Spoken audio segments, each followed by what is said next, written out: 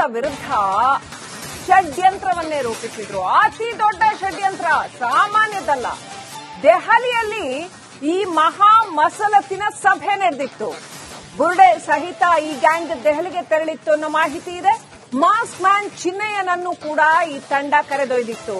ಆ ಬುರ್ಡೆ ಆತ ಏನು ಪೊಲೀಸ್ ಸ್ಟೇಷನ್ ಇಟ್ಕೊಂಡು ಬಂದಿದ್ನಲ್ಲ, ಆ ಬುರ್ಡೆನ ಹೊತ್ಕೊಂಡೇ ಬೆಂಗಳೂರಿಂದ ದೆಹಲಿಗೆ ಹೋಗಿ ಅಲ್ಲಿ ಕುತ್ಕೊಂಡು ಪ್ರತಿಷ್ಠಿತ ವ್ಯಕ್ತಿಯೊಬ್ಬರ ಜೊತೆ ಮೀಟಿಂಗ್ ಮಾಡಿದ್ರಂತೆ. ಆ ಪ್ರತಿಷ್ಠಿತ ವ್ಯಕ್ತಿ ಯಾರು, ಯಾಕೆ ಆತನಿಗೆ ಧರ್ಮಸ್ಥಳದ ವಿರುದ್ಧ ದ್ವೇಷ ಅಥವಾ ಈ ಪ್ರಹಸನದ ಚಿತ್ರಕಥೆಯನ್ನ ಸಿದ್ಧಪಡಿಸುವಲ್ಲಿ ಆತನ ಪಾತ್ರ ಏನು, ಇದೆಲ್ಲವನ್ನೂ ಕೂಡ ಎಸ್ಐಟಿ ಹೊರತರಬೇಕಾಗತ್ತೆ.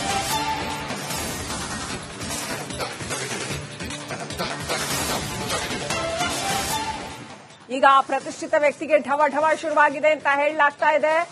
ಎಲ್ಲಿದ್ದಾರೆ ಆ ಪ್ರತಿಷ್ಠಿತ ವ್ಯಕ್ತಿ? ಇದಕ್ಕಿದ್ದ ಹಾಗೆ ಮಸಲತ್ತು ಮಾಡಿ ಫುಲ್ ತಂತ್ರವನ್ನ ರೂಪಿಸಿದ ಆ ಪ್ರತಿಷ್ಠಿತ ವ್ಯಕ್ತಿ, ದೆಹಲಿಯಲ್ಲಿ ಕುಳಿತಿದ್ದಂತಹ ಆ ಪ್ರತಿಷ್ಠಿತ ವ್ಯಕ್ತಿಯಲ್ಲಿದ್ದಾರೆ. ಈಗ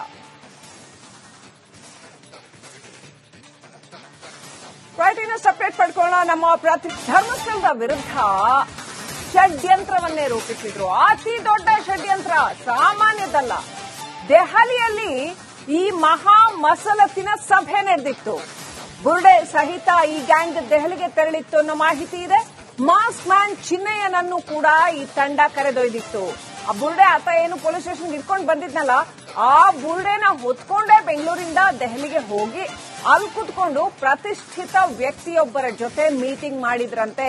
ಆ ಪ್ರತಿಷ್ಠಿತ ವ್ಯಕ್ತಿ ಯಾರು, ಯಾಕೆ ಆತನಿಗೆ ಧರ್ಮಸ್ಥಳದ ವಿರುದ್ಧ ದ್ವೇಷ ಅಥವಾ ಈ ಪ್ರಹಸನದ ಚಿತ್ರಕಥೆಯನ್ನ ಸಿದ್ಧಪಡಿಸುವಲ್ಲಿ ಆತನ ಪಾತ್ರ ಏನು, ಇದೆಲ್ಲವನ್ನೂ ಕೂಡ ಎಸ್ಐಟಿ ಹೊರತರಬೇಕಾಗತ್ತೆ.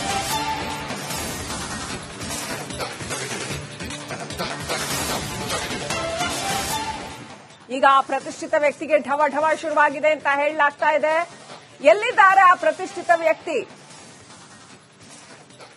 ಇದಕ್ಕಿದ್ದ ಹಾಗೆ ಮಸಲತ್ತು ಮಾಡಿ ಫುಲ್ ತಂತ್ರವನ್ನ ರೂಪಿಸಿದ ಆ ಪ್ರತಿಷ್ಠಿತ ವ್ಯಕ್ತಿ, ದೆಹಲಿಯಲ್ಲಿ ಕುಳಿತಿದ್ದಂತಹ ಆ ಪ್ರತಿಷ್ಠಿತ ವ್ಯಕ್ತಿಯಲ್ಲಿದ್ದಾರೆ. ಈಗ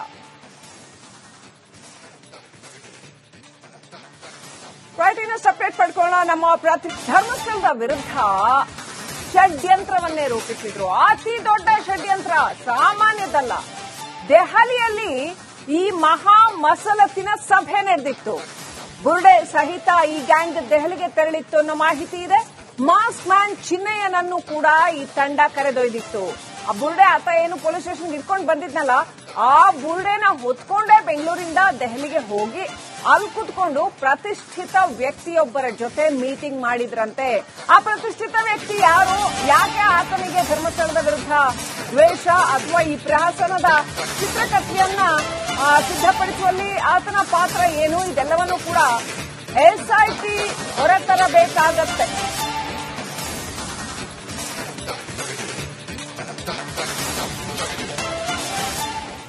ಈಗ ಆ ಪ್ರತಿಷ್ಠಿತ ವ್ಯಕ್ತಿಗೆ ಢವ ಢವ ಶುರುವಾಗಿದೆ ಅಂತ ಹೇಳಲಾಗ್ತಾ ಇದೆ. ಎಲ್ಲಿದ್ದಾರೆ ಆ ಪ್ರತಿಷ್ಠಿತ ವ್ಯಕ್ತಿ? ಇದಕ್ಕಿದ್ದ ಹಾಗೆ ಮಸಲತ್ತು ಮಾಡಿ ಫುಲ್ ತಂತ್ರವನ್ನ ರೂಪಿಸಿದ ಆ ಪ್ರತಿಷ್ಠಿತ ವ್ಯಕ್ತಿ, ದೆಹಲಿಯಲ್ಲಿ ಕುಳಿತಿದ್ದಂತಹ ಆ ಪ್ರತಿಷ್ಠಿತ ವ್ಯಕ್ತಿಯಲ್ಲಿದ್ದಾರೆ. ಈಗ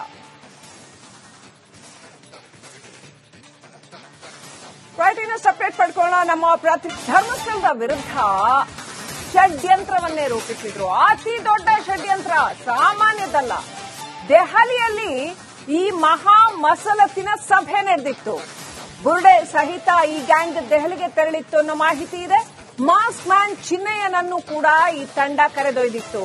ಆ ಬುರ್ಡೆ ಆತ ಏನು ಪೊಲೀಸ್ ಸ್ಟೇಷನ್ ಇಟ್ಕೊಂಡು ಬಂದಿದ್ನಲ್ಲ, ಆ ಬುರ್ಡೆನ ಹೊತ್ಕೊಂಡೇ ಬೆಂಗಳೂರಿಂದ ದೆಹಲಿಗೆ ಹೋಗಿ ಅಲ್ಲಿ ಕುತ್ಕೊಂಡು ಪ್ರತಿಷ್ಠಿತ ವ್ಯಕ್ತಿಯೊಬ್ಬರ ಜೊತೆ ಮೀಟಿಂಗ್ ಮಾಡಿದ್ರಂತೆ.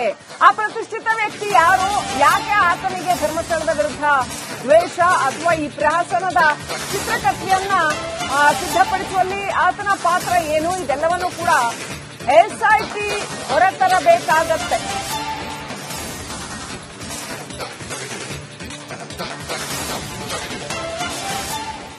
ಈಗ ಆ ಪ್ರತಿಷ್ಠಿತ ವ್ಯಕ್ತಿಗೆ ಢವ ಢವ ಶುರುವಾಗಿದೆ ಅಂತ ಹೇಳಲಾಗ್ತಾ ಇದೆ. ಎಲ್ಲಿದ್ದಾರೆ ಆ ಪ್ರತಿಷ್ಠಿತ ವ್ಯಕ್ತಿ? ಇದಕ್ಕಿದ್ದ ಹಾಗೆ ಮಸಲತ್ತು ಮಾಡಿ ಫುಲ್ ತಂತ್ರವನ್ನ ರೂಪಿಸಿದ ಪ್ರತಿಷ್ಠಿತ ವ್ಯಕ್ತಿ ದೆಹಲಿಯಲ್ಲಿ ಕುಳಿತಿದ್ದಂತಹ ಪ್ರತಿಷ್ಠಿತ ವ್ಯಕ್ತಿಯಲ್ಲಿದ್ದಾರೆ ಈಗ.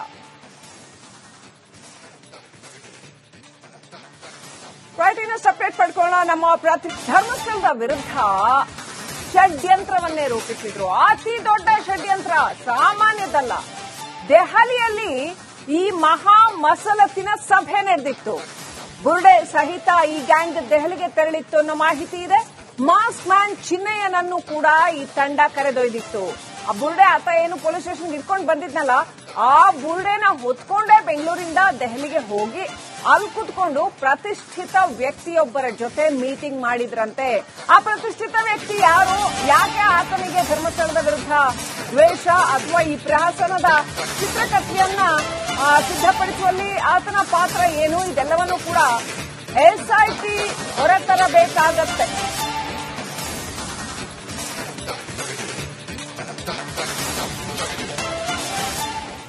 ಈಗ ಆ ಪ್ರತಿಷ್ಠಿತ ವ್ಯಕ್ತಿಗೆ ಢವ ಶುರುವಾಗಿದೆ ಅಂತ ಹೇಳಲಾಗ್ತಾ ಇದೆ. ಎಲ್ಲಿದ್ದಾರೆ ಆ ಪ್ರತಿಷ್ಠಿತ ವ್ಯಕ್ತಿ?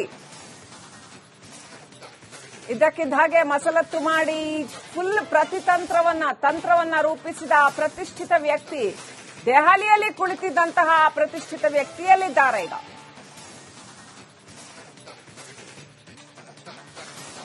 ಇನ್ನು ಸಪರೇಟ್ ಪಡ್ಕೊಳ್ಳೋಣ. ನಮ್ಮ ಧರ್ಮಸ್ಥಳದ ವಿರುದ್ಧ ಷಡ್ಯಂತ್ರವನ್ನೇ ರೂಪಿಸಿದ್ರು. ಅತಿ ದೊಡ್ಡ ಷಡ್ಯಂತ್ರ ಸಾಮಾನ್ಯದಲ್ಲ.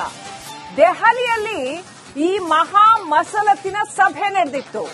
ಬುರ್ಡೆ ಸಹಿತ ಈ ಗ್ಯಾಂಗ್ ದೆಹಲಿಗೆ ತೆರಳಿತ್ತು ಅನ್ನೋ ಮಾಹಿತಿ ಇದೆ. ಮಾಸ್ಕ್ ಮ್ಯಾನ್ ಚಿನ್ನಯ್ಯನನ್ನು ಕೂಡ ಈ ತಂಡ ಕರೆದೊಯ್ದಿತ್ತು.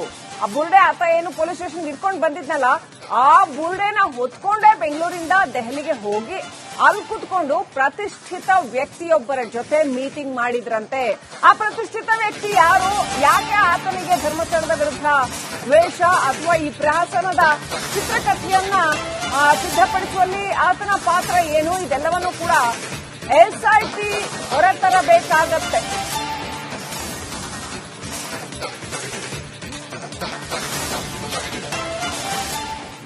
ಈಗ ಆ ಪ್ರತಿಷ್ಠಿತ ವ್ಯಕ್ತಿಗೆ ಢವ ಶುರುವಾಗಿದೆ ಅಂತ ಹೇಳಲಾಗ್ತಾ ಇದೆ. ಎಲ್ಲಿದ್ದಾರೆ ಆ ಪ್ರತಿಷ್ಠಿತ ವ್ಯಕ್ತಿ? ಇದಕ್ಕಿದ್ದ ಹಾಗೆ ಮಸಲತ್ತು ಮಾಡಿ ಫುಲ್ ತಂತ್ರವನ್ನ ರೂಪಿಸಿದ ಪ್ರತಿಷ್ಠಿತ ವ್ಯಕ್ತಿ ದೆಹಲಿಯಲ್ಲಿ ಕುಳಿತಿದ್ದಂತಹ ಪ್ರತಿಷ್ಠಿತ ವ್ಯಕ್ತಿಯಲ್ಲಿದ್ದಾರೆ ಈಗ.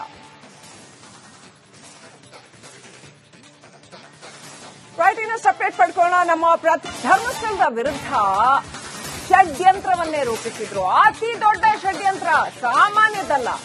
ದೆಹಲಿಯಲ್ಲಿ ಈ ಮಹಾ ಮಸಲತ್ತಿನ ಸಭೆ ನಡೆದಿತ್ತು.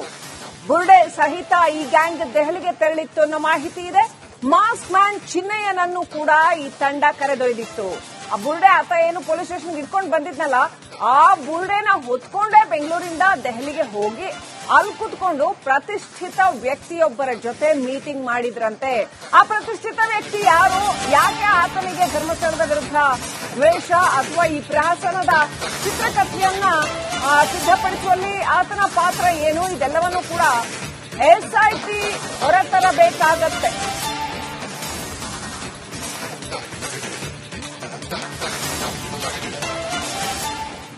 ಈಗ ಆ ಪ್ರತಿಷ್ಠಿತ ವ್ಯಕ್ತಿಗೆ ಢವ ಶುರುವಾಗಿದೆ ಅಂತ ಹೇಳಲಾಗ್ತಾ ಇದೆ. ಎಲ್ಲಿದ್ದಾರೆ ಆ ಪ್ರತಿಷ್ಠಿತ ವ್ಯಕ್ತಿ? ಇದಕ್ಕಿದ್ದ ಹಾಗೆ ಮಸಲತ್ತು ಮಾಡಿ ಫುಲ್ ತಂತ್ರವನ್ನ ರೂಪಿಸಿದ ಪ್ರತಿಷ್ಠಿತ ವ್ಯಕ್ತಿ ದೆಹಲಿಯಲ್ಲಿ ಕುಳಿತಿದ್ದಂತಹ ಪ್ರತಿಷ್ಠಿತ ವ್ಯಕ್ತಿಯಲ್ಲಿದ್ದಾರೆ ಈಗ.